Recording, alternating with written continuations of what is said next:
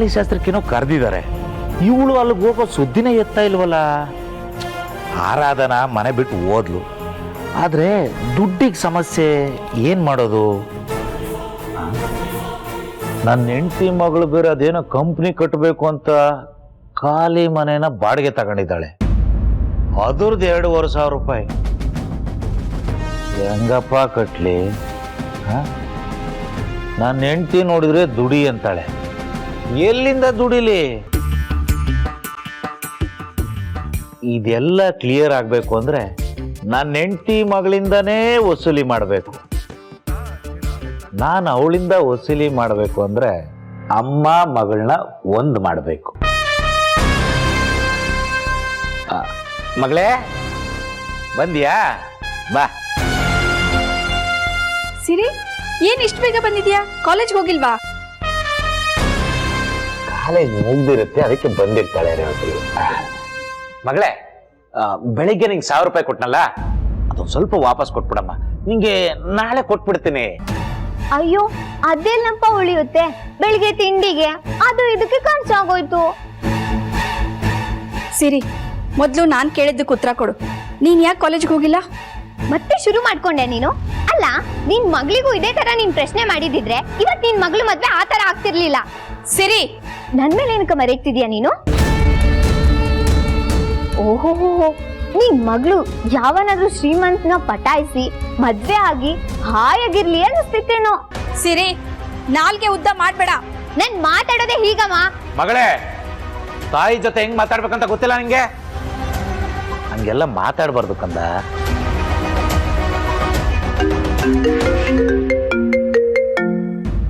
Hello, ಎಷ್ಟು ಕಾಯೋದು ನಿನಗೆ? ನಿನ್ಗೋಸ್ಕರ ಕಾದು ಕಾದು ನಂಗೆ ಸುಸ್ತಾಗಿ ಮನೆಗೆ ಬಂದಿದ್ದೀನಿ ನಾನು. ಅಮ್ಮ, ಸ್ವಲ್ಪ ನೆಮ್ಮದಿಯಾಗಿರೋದಕ್ಕೆ ಬಿಟ್ಬಿಡ್ ನನ್ನ. ಸಿರಿ, ನಿಂತ್ಕೊಳೆ. ಸಿರಿ, ರೇವತಿ, ಅವಳು ಹೇಗೆ ಅಂತ ಗೊತ್ತು ತಾನೆ. ಅವ್ಳು ಪಾಡ್ಕೊಂಡು ಬಿಟ್ಬಿಡು. ನನ್ಗೆ ಯಾಕೋ ಇದು ಸರಿ ಕಾಣಿಸ್ತಾ ಇಲ್ಲ ರೀ. ಅಯ್ಯೋ, ಈಗಿನ ಕಾಲನೇ ಹಂಗೆ ರೇವತಿ. ಕಾಲೇಜ್ ಅಂದ್ಮೇಲೆ ಹುಡುಗರು ಹುಡುಗಿಯರು ಫ್ರೆಂಡ್ಸ್ ಆಗಿರ್ತಾರೆ, ಅದು ಇದು ಮಾತಾಡ್ತಾ ಇರ್ತಾರೆ. ಅದು ಬಿಡು. ನೀನು ನಿನ್ನ ಮಗಳ ಜೊತೆ ಸಂಬಂಧನ ಸರಿ ಮಾಡ್ಕೋ, ಆಗ ನಮ್ಗೆಲ್ಲ ಒಳ್ಳೇದೇ. ಅವಳೆಷ್ಟೇ ಕೂಗಾಡ್ಲಿ ರೇಗಾಡ್ಲಿ, ನೀನು ಫೋನ್ ಮಾಡಿ ನೈವಾಗ ಮಾತಾಡು. ನಿಮ್ಮಿಬ್ಬರ ಮಧ್ಯೆ ಇರೋ ಭಿನ್ನಾಭಿಪ್ರಾಯನ ಸರಿ ಮಾಡ್ಕೊ, ಓಕೆನಾ? ಯಾಕೆ ಹೀಗೆ? ನಾನು ಏನ್ ತಪ್ಪು ಮಾಡಿದ್ದೀನಿ? ನನಗೆ ಆ ಮನೇಲೂ ಜಾಗ ಇಲ್ಲ, ಈ ಮನೇಲೂ ಬೆಲೆ ಇಲ್ಲ. ಹಾಗಿದ್ರೆ ನನ್ನ ಸ್ಥಾನ ಯಾವುದು? ಹುಡುಗಿ ಜೀವನನೇ ಇಷ್ಟ. ಮದ್ವೆ ಅನ್ನೋದು ಒಂದಾದ್ರೆ ಹುಟ್ಟಿದ ಮನೆಗೆ ಅವಳು ಸೇರಿದವಳೆ ಅಲ್ಲ. ಕೊಟ್ಟಿ ಹೆಣ್ಣು ಕುಲಕ್ ಹೊರಗೆ ಅಂತ ಕಳಿಸ್ತಾರೆ. ಗಂಡಿನ ಮನೇಲಿ ಅವಳನ್ನ ಸ್ವೀಕರಿಸ್ಲಿಲ್ಲ, ಅವಳಿಗೆ ಸ್ಥಾನ ಕೊಡ್ಲಿಲ್ಲ ಅಂದ್ರೆ ಅವಳಿಗೆ ನೆಲೆ ಏನು?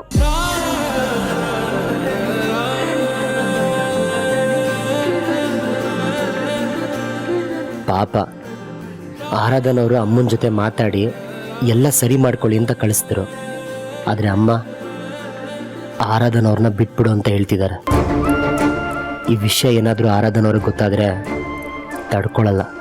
ಅವ್ರಿಗೆ ಯಾವುದೇ ಕಾರಣಕ್ಕೂ ಈ ವಿಷಯ ಹೇಳ್ಬಾರ್ದು.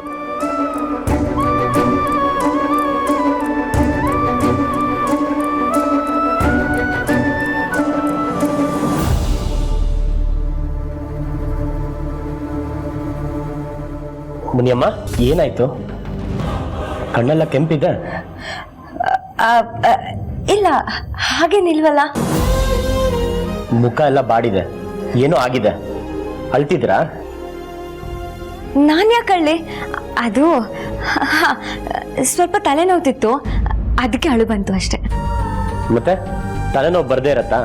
ರಾತ್ರಿ ಎಲ್ಲ ಸರಿಯಾಗಿ ನಿದ್ದೆನೇ ಮಾಡಿಲ್ಲ ನೀವು. ಇರಿ, ಬರ್ತೀನಿ.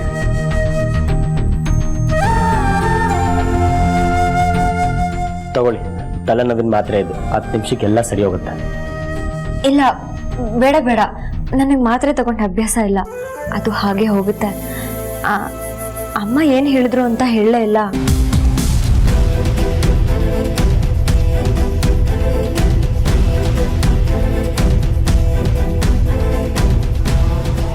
ಅಮ್ಮ ಏನು ಹೇಳಿಲ್ಲ. ಅಮ್ಮಂಗೆ ನೀವು ಅಂದ್ರೆ ತುಂಬಾ ಇಷ್ಟ. ನಾನು ಯಾವಾಗಲೂ ನಿಮ್ಮ ಬಗ್ಗೆ ಹೇಳ್ತಿದ್ನಲ್ಲ, ಆಗೆಲ್ಲ ಮೀಟ್ ಮಾಡಿಸು ಅಂತ ಹೇಳ್ತಿದ್ಲು. ಅವತ್ ಪಾರ್ಟಿ ಕರೆದಿದ್ದು ಅವರೇ, ಮರ್ತೋದ್ರಾ? ಅದು ನಾವಿಬ್ರು ದಿಢೀರಂತ ಮದುವೆ ಆಗಿ ಬಂದಲ್ಲ, ಅದಕ್ಕೆ ಅಮ್ಮಂಗೆ ನಮ್ಮಿಬ್ರ ಮೇಲೆ ಸಿಟ್ಟು. ನೀವೇನು ಯೋಚನೆ ಮಾಡಬೇಡಿ, ಎಲ್ಲ ಸರಿ ಹೋಗುತ್ತೆ.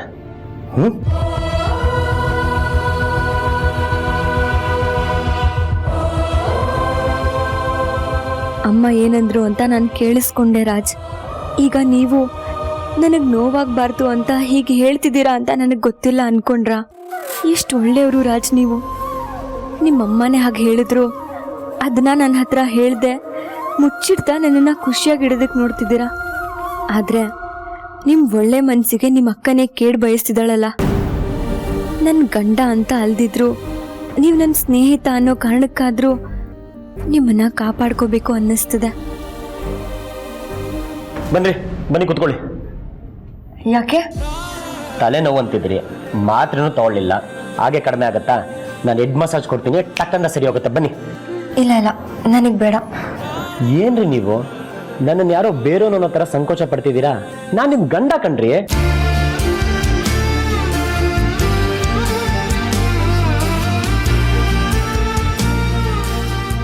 ಅಂದ್ರೆ ನಾನು ಗಂಡಾಗಿ ಹೇಳ್ತಿಲ್ಲ, ಫ್ರೆಂಡಾಗಿ ಹೇಳ್ತಿದ್ದೀನಿ ಅನ್ನಕ್ಕೆ ಬಂದೆ. ಫ್ರೆಂಡಾಗಿ ಜಸ್ಟ್ ಕೇರಿಂದ ಹೆಡ್ ಮಸಾಜ್ ಮಾಡ್ತೀನಿ, ಅದು ಬೇಡವಾ? ಓ, ನೀವು ನನ್ನ ಗಂಡ ಅಂತ ಅನ್ಕೊಂಡಿದ್ದೀರಾ, ಅದಕ್ಕೆ ಮುಜುಗರ ಅಲ್ವಾ? ಹಾಗೆ ನಿಲ್ವಲ್ಲ. ಹಾಗಿದ್ರೆ ಬಂದು ಸುಮ್ಮನೆ ಕೂತ್ಕೊಳ್ಳಿ.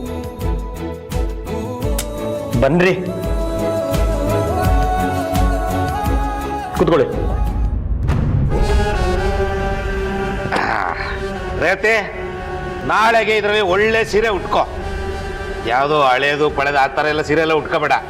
ಇವೆಲ್ಲ ನಿನ್ನವೇ ತಾನೆ, ಇದ್ರಲ್ಲಿ ಒಳ್ಳೆ ಸೀರೆ ಉಟ್ಕೋ. ನಾಳೆ ನಾವು ಬೀಗರ ಮನೆಗೆ ಹೋಗ್ತಾ ಇದ್ದೀವಿ. ಲೆಕ್ಕದ ಪ್ರಕಾರ ಮದುವೆಯಲ್ಲಿ ಹೊಸ ಬಟ್ಟೆ ಹಾಕೊಂಡು ಮೆರೆಬೇಕಾಗಿತ್ತು, ಆದ್ರೆ ಏನ್ ಮಾಡೋದು, ಆ ಯೋಗ ನಮ್ಗಿಲ್ಲ. ನಾಳೆ ಆದ್ರೂ ಹೊಸ ಬಟ್ಟೆ ಹಾಕೊಂಡು ಹೋಗೋಣ. ದೊಡ್ಡ ಮನೆತನ ಅವ್ರದ್ದು, ಅವ್ರ ಮುಂದೆ ನಾವು ಏನಕ್ಕೂ ಕಮ್ಮಿ ಇಲ್ಲ ಅಂತ ತೋರ್ಸ್ಕೋಬೇಕು. ನಾನು ಅದನ್ನೇ ಯೋಚನೆ ಮಾಡ್ತಾ ಇದ್ದೀನಿ ರೀ. ರೇವತಿ, ಅದಕ್ಕಿಂತ ಮುಂಚೆ ನಿನ್ನ ಮಗಳ ಜೊತೆ ನೀನ್ ರಾಜಿ ಮಾಡ್ಕೊ. ಅವಳು ಏನಾದ್ರೂ ಬೈದ್ರೆ ಬೈಸ್ಕೋ. ನೀನು ಮೊಂಡತನ ಮಾಡಕ್ ಹೋಗ್ಬೇಡ. ಏನೋ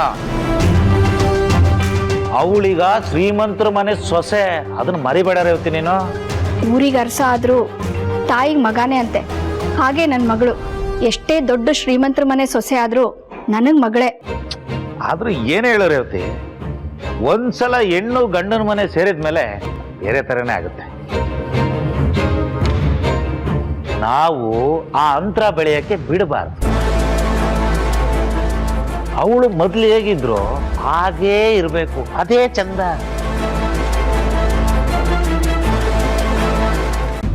ರೇವತಿ, ಅದ್ ಬಿಟ್ಟಾಕು, ಇದ್ರಲ್ಲಿ ಯಾವ್ದೋ ಚೆನ್ನಾಗಿರೋದು ಉಟ್ಕೋ.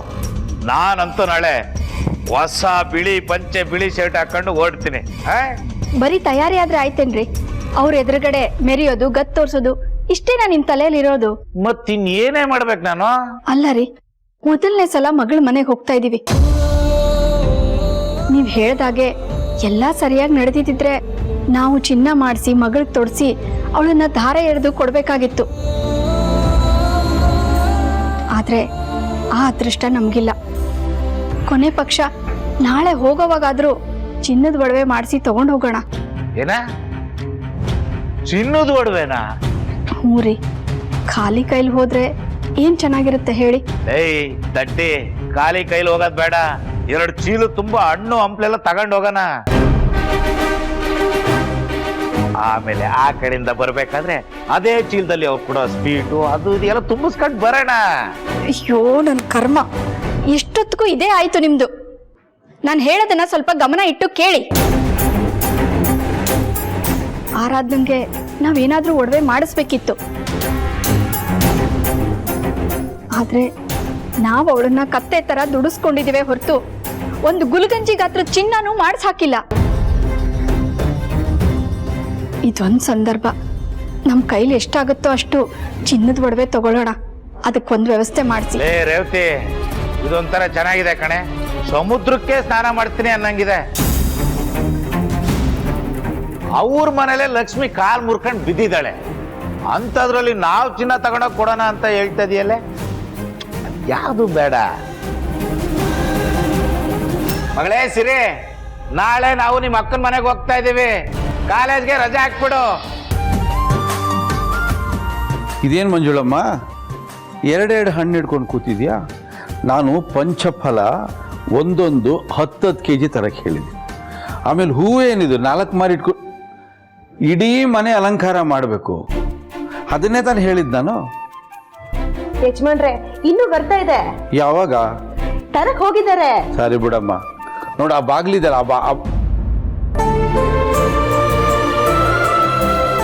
ಮಗಳೇ ಏನ್ ಮಾಡ್ತಿದ್ಯಾ ಅಲ್ಲಿ? ಬಾ.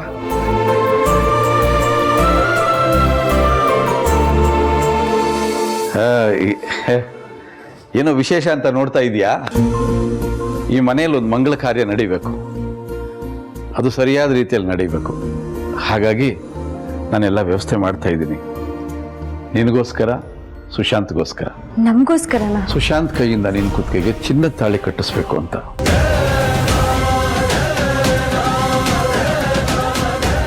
ಮದುವೆ ಅಂತೂ ಶಾಸ್ತ್ರೋಕ್ತವಾಗಿ ನಡೀಲಿಲ್ಲ. ನಾವು ಯಾರೂ ಬರಲಿಲ್ಲ, ಅಕ್ಷತೆ ಹಾಕಲಿಲ್ಲ, ಆಶೀರ್ವಾದ ಮಾಡಲಿಲ್ಲ. ಕನಿಷ್ಠ ಈ ಕಾರ್ಯಕ್ರಮನಾದರೂ ಕ್ರಮಬದ್ಧವಾಗಿ ನಡೀಲಿ ಅಂತ ಅರ್ಚಕರನ್ನ ಬರೋಕ್ಕೆ ಹೇಳಿದ್ದೀನಿ. ನಿಮ್ಮ ಮನೆಯವ್ರಿಗೂ ಹೇಳಿ ಕಳಿಸಿದ್ದೀನಿ, ಎಲ್ಲರೂ ಬರ್ತಾ ಇದ್ದಾರೆ. ಅಮ್ಮ, ನಿನಗೆ ವಿಷಯ ಗೊತ್ತಿತ್ತಾ? ಅಪ್ಪ ನಿನ್ನ ನಿರ್ಧಾರ ಇಲ್ಲದೆ ಈ ಥರ ಡಿಸಿಷನ್ ತಗೊಳ್ಳೋದಿಲ್ಲ. ನನಗೆ ಯಾಕೆ ಹೇಳಿಲ್ಲ ನೀನು? ಇಲ್ಲ ಅಮ್ಮು, ನನಗಿದು ಯಾವುದು ಗೊತ್ತಿರಲಿಲ್ಲ.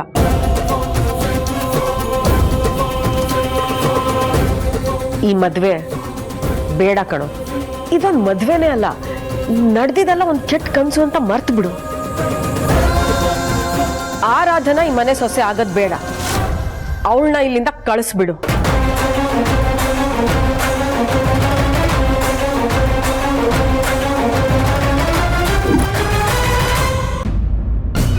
ರೀ, ನಾಳೆ ತಾಳಿ ಶಾಸ್ತ್ರ ಇಟ್ಕೊಂಡಿದ್ದೀರಾ?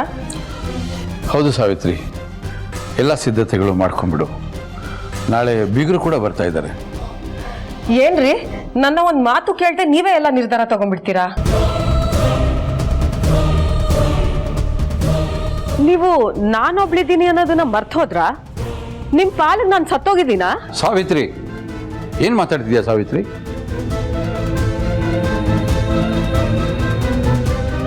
ಈ ಕೆಲಸ ಎಲ್ಲ ನಾನು ಮಾಡೋದಲ್ಲ. ಮುತ್ತೈದೆ ಮನೆ ಯಜಮಾನಿ ನೀನ್ ನಿಂತು ಮಾಡಬೇಕು. ನಿನಗಿದು ಯಾವುದ್ರ ಬಗ್ಗೆ ಗಮನನೇ ಇಲ್ಲ. ಬರೀ ಸಿಡಿ ಸಿಡಿ ಅಂತ ಇದೆಯಾ ಮಗು ಮನೆ ಒಳಗೆ ಬಂದಾಗಿಂದ.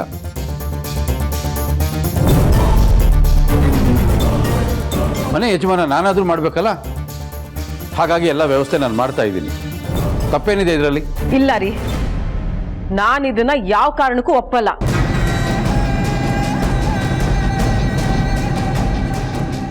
ಈ ಮದುವೆನ ನಾನು ಮದುವೆನೇ ಅಲ್ಲ ಅಂತ ಹೇಳ್ತಾ ಇದ್ದೀನಿ. ಅಂಥದ್ರಲ್ಲಿ ಈ ತಾಳಿ ಶಾಸ್ತ್ರ ಮಾಡಕ್ ಬಿಡ್ತೀನಾ? ಸಾಧ್ಯನೇ ಇಲ್ಲ ರೀ. ಅಮ್ಮ, ನೀನ್ ಮಾತಾಡ್ಬೇಡ ಅಮ್ಮು. ಸುಮ್ಮನಿದ್ದಷ್ಟು ಇವರೆಲ್ಲ ಸಹಿಸ್ಕೋತೀನಿ ಅನ್ಕೋತಾರೆ. ಇವ್ರಿಗಿಷ್ಟ ಬಂದಂಗೆ ಇವ್ರು ನಡ್ಕೋತಾರೆ. ನಾನು ಹೀಗೆ ಮಾತಾಡಿದ್ರೇನೆ ಇವ್ರಿಗೆ ಅರ್ಥ ಆಗೋದು. ಹಾಗಾದ್ರೆ ನಾನು ಒಂದು ಮಾತು ಹೇಳ್ತೀನಿ, ಸರಿಯಾಗಿ ಕೇಳಿಸ್ಕೋ ಸಾವಿತ್ರಿ.